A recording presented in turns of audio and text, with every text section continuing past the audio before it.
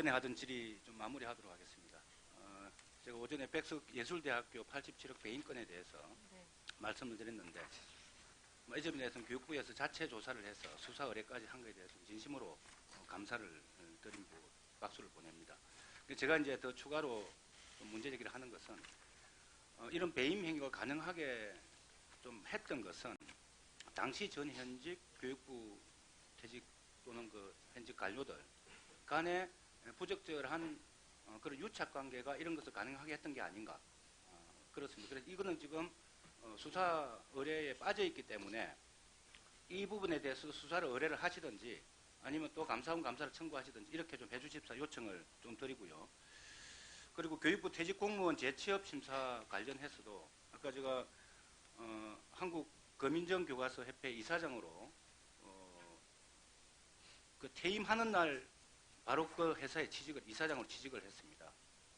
이게 그 뒤에 있었던 공직자윤리위원회에서는 업무상 관련성이 있다고 했는데 교육부에서 취업승인 신청에 대한 종합 의견서를 보내면서 퇴직 전 소속기관에 대한 영향력 행사 가능성이 없다. 이렇게 명시를 해서 이 승인을 받습니다. 이게 가능하다고 생각하십니까? 이분이 지금 검정교과서 관련해서 교육부하고 1,500억 소송도 걸려 있죠.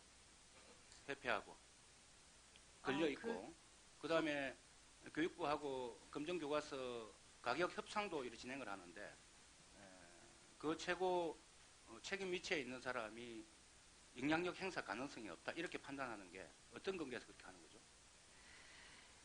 예, 그 거민정 교과서 협회가 이제 교과서 출판하는 출판사하고 교육부의 어떤 중재 역할을 하는 것으로 알고 있습니다만, 네. 그렇게 영향력을 행사할 정도의 위치에 있지 않다고 알고 있고요. 그리고 이게 의원님 말씀하시는 이분이 2016년도에 이제 그 재취업을 한 상태이고.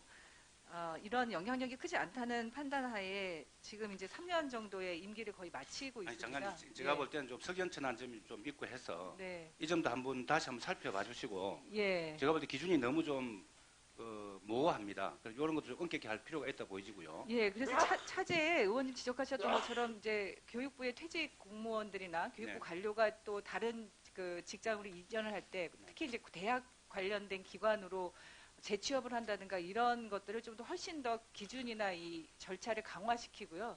직접 그렇게 사립대학이나 이런 데는 가지 못하도록 저희가 취업 규정들을 좀 강화하고 있습니다. 네, 그 부분은 이 다시 점에 살펴보겠습니다. 대해서는 저희들 그 국정감사 보고 채택할 때 이 문제를 어떻게 다룰지 논의하도록 그리 하겠습니다. 네. 다른 질의 좀 드리겠습니다. 서울대학교 청소노동자 사망 사건 아시죠? 네. 혹시 현장에 안 가보셨나요? 현장에는 가보지 못했습니다. 교육부에 누구 갔다 오신 분 계시나요? 좀 그런 일이 생기면 누구라도 좀 책임 있는 사람이 가서 살펴보고 좀 이렇게 해야 안 되겠나 좀 싶습니다. 예, 제가 실태 이제 조사는 하고 보고는 받았습니다. 제가 사진을 몇 개 보여드리겠습니다. 제가 직접 가서 사진도 찍고 했습니다. 여기가 그분이 사망한 그 휴게실 계단 밑에 있습니다. 한번 가보시면은 정말 이런 데서 사람이 쉴 수 있는가 싶을 정도입니다. 이거는 이제 다른 휴게소인데 이분이 하얀 거 보이시죠? 네. 휴지를 막아가지고 냉기를 막기 위해서 이렇게 해놨습니다. 정말 열악한 조건입니다. 그 다음에 식당 노동자들 휴게실입니다. 0.75평이면은 혹시 뭐 감옥생활 해보셨는가 모르겠는데 과거에 0.7평 독방이 있습니다. 딱 한 명 눕기 딱 좋은 방에 여기 여러 명이 이렇게 앉아서 휴식을 해서 취하지 못하고 이게 휴식 공간이라고 되어 있습니다. 그러니까 이게 뭐 어디 야외에 온 것도 아니고 식당 청소하고 나서 바닥에 이 돗자리 깔고 앉아서 누워있으면 이게 제대로 휴식이 되겠습니까?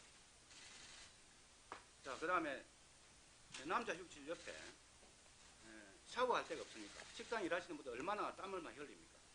여기 이렇게 임시로 칸막이 쳐가지고 이렇게 그 샤워실 만들어놨습니다. 남자들도 오가면서 보고 제가 갔을 때 정말 휴게실 요 샤워실을 한 개 좀 만들어 달라는 요청이 많았습니다. 요거는 이제 방금 다 서울대학입니다. 이제 국립법인서울대학이 이 정도 같으면은 이제 사립대학은 어떻게 했는가? 이 성신여대 청소도원의 휴게실 빽빽하게 앉아있죠. 29명이 정말 발 뻗을 공간도 없이 이렇게 쉬고 있는 공간입니다. 이게 동덕열에 이게 창고인지 휴게실 구분이 안 됩니다. 이런 공간에서 잠깐 휴식을 취하는 이런 공간입니다. 그 역시 강원대도 계단 밑에 2평짜리 휴게실. 정말 열악합니다. 냄새도 나고 모기도 끓고 정말 저는 1분도 못 있을 정도로 그 냄새도 지독하게 나고 하던 곳인데 여기 이제 우리 공무원들 많이 계신데 만약에 우리 공무원들이 이런 공간에서 휴식을 하라고 하면 그게 가능한 일이겠습니까? 아니죠. 네. 그래서 제가 이제 쭉 보니까 2015년도에 이런 열악한 환경을 개선하기 위해서 노동부에서도 이런 노동자들의 지표, 휴게실이 제대로 설치됐는지 또는 정부에서 제시하는 시중 노임 단가가 제대로 반영되고 있는지 이런 등등을 그 대학 기본 역량 진단 평가할 때 반영을 하라고 2015년도에 교육부에 요청을 했는데 교육부가 그걸 안 들었습니다. 이번에 이런 노동자들의 근로조건도 좀 개선할 겸해서 노동존중 지표, 적어도 정부에서 제시하고 있는 이런 파견 용역 노동자들을 정규직화했는가? 두 번째, 정부에서 제시하고 있는 시중 노임 단가를 적용하고 있는가? 노동부에서 제시하고 있는 휴게시설 기준을 지켜주고 있는가? 적어도 이런 것들은 대학 기본 역량 진단 평가할 때 지표로 반영돼야 된다고 생각하는데 어떻게 생각하십니까?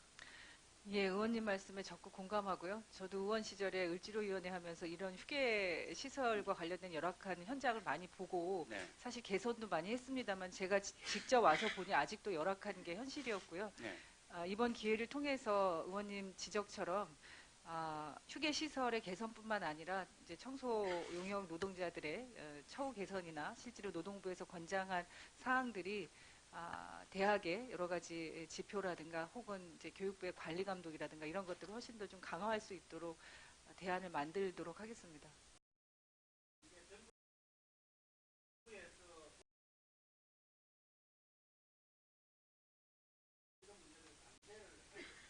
네.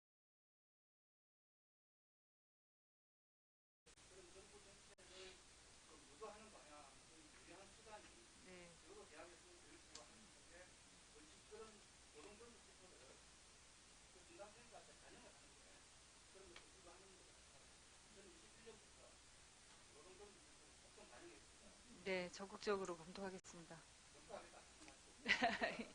예, 적극 반영하겠습니다. 네. 네, 수고하셨습니다. 다음은 김혜영 의원님 질의해